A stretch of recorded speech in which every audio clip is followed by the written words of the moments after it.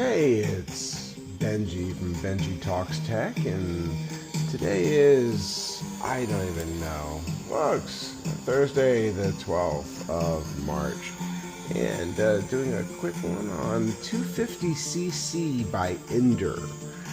This is a solid state game that does have a full DMD that is a foreign language, I'm guessing from Spain or Mexico, on motorcycling. Let's go ahead and get going.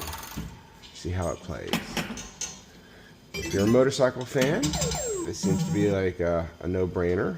Oh, and a left-sided drain right off the bat. And of course, these solid state ones tend not to have ball save and things like that. Some of them do, but a lot of them don't. So when it drains, it drains. You know, we're a little spoiled these days. Yeah, boy, that one's on me.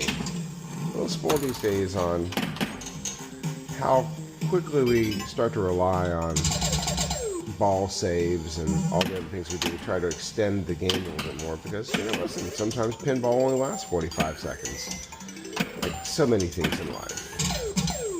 But it's got some nice sound effects to it. You know, this is all pretty OG stuff. And was that really the whole game? Oh, it was really the whole game. There you go. And no match. So it has a match, you know, but I'll go ahead and do another one since we have time. And that game was so fast. These kind of games generally aren't going to have any multi-ball. Probably doesn't have a way to get set up. And of course, you know, the rule sets and all that are almost non-existent. You know, there's have to be a nice playing board, and you go and you have fun, and you do what you can. And sometimes you'll have a little bit of extra there with, you know, as you knock down all of the knockdown goals. You might get extra points, things like that. And this game's obviously going better than the first one did. And of course, getting to pretend that you're at the helm of a 250cc racing bike is pretty cool too. There, seeing what you'd see if you were down there.